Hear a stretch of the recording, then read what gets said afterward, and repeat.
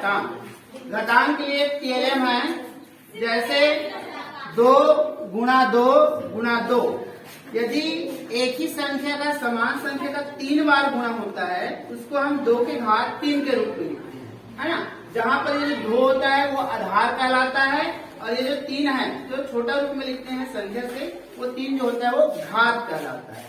तो 2 गुणा 2 गुणा 2 को हम घातांक रूप में 2 का घात 3 के रूप में लिखते हैं। अब घातांक में कुछ संख्याएं होती हैं इसके आधार पर, जैसे 2 का घात 3 गुणा 2 का घात 3। अब आधार समान है, इसका भी 2 का घात 3 है, इसका भी 2 का घात 3 है, आधार समान है, गुणा की क्रिया में है। इस स्थिति में 2 का घात 3 है, 2 को हम 3 बार लिखेंगे, 2 गुणा 2 गुणा 2। 2 का घात 2 है तो 2 को 2 बार लिखेंगे, तो टोटल जो 2 है वो अधिकतम 2 का घात कितना आ गया, 5 आ गया।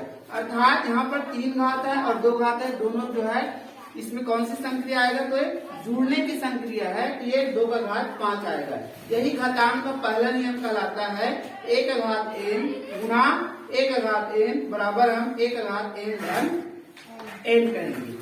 अगला 2 का घात 4 और पूरे का घात 3, घात के ऊपर घात होती है, तो 2 का घात 4 है, इसको हम लिखेंगे 2 का घात 4 गुना 2 का घात 4 गुना 2 का घात 4। 2 का घात 4 3 घात है इसलिए 3 बार। अब 4 घात है, इसको हम पहले में पढ़ चुके हैं कि आधार समान हो तो घातों का योग होता है। इस आधार पर इसको लिखेंगे 2 का घात 12। अब 2 का घात 12 आ जाएगा, ये किस हिसाब से आया, तो 4 गुणित 3, 4 किया 12 भी आएगा। तो इसको घातांक का दूसरा नियम बनेगा कि 1 का घात n रहेगा, तो पूरे का घात n है तो 1 का घात n गुणा n आ जाएगा। अगला 6 का घात 3, तो 6 का घात 3 है तो 6 का हम सरल अभाज्य गुणनखंड के रूप में हम तोड़ सकते हैं कि 2 गुणा 3 और पूरे का घात भी 3 होगा।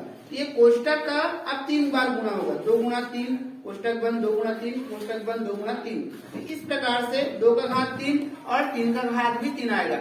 एक एक संख्या का घात जो है वो उसके घात के बराबर होगा। यही घातांक नियम में a b का पूरे का घात n बराबर a का घात n और b का घात m कहलाएगा। 2 का घात 5 2 का घात 3 भाग की क्रिया में, आधार समान है, भाग की क्रिया में। इस स्थिति में 2 का घात अंश में हम 5 बार लिखेंगे, नीचे में हर में 3 बार लिखेंगे, तो 3 जो है अंश से कट जाएगा बोल सकते हैं, तो 2 का घात 2 आया, अर्थात हम 2 को 5 में 3 घटा देंगे तो आएगा 2। ये घातांक नियम 4 आ जाएगा, 1 का घात m 1 का घात n पूरे का घात 1 का घात m ऋण n कहलाएगा।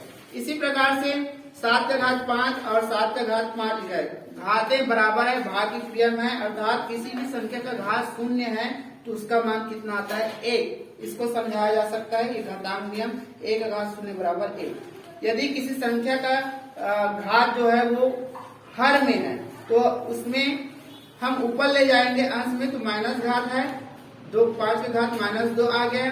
तो किसी भी संख्या का हर से अंश में या अंश का हर में लाने पर घात जो है ऋणात्मक हो जाता है, यह संबंध को ये घातांक बढ़ता है। इसलिए इस टीएलएम के माध्यम से हम घातांक के जो संपूर्ण नियम है, एक पहला दूसरा तीसरा नियम, ये सभी नियम इस टीएलएम के माध्यम से समझाया जा सकता है।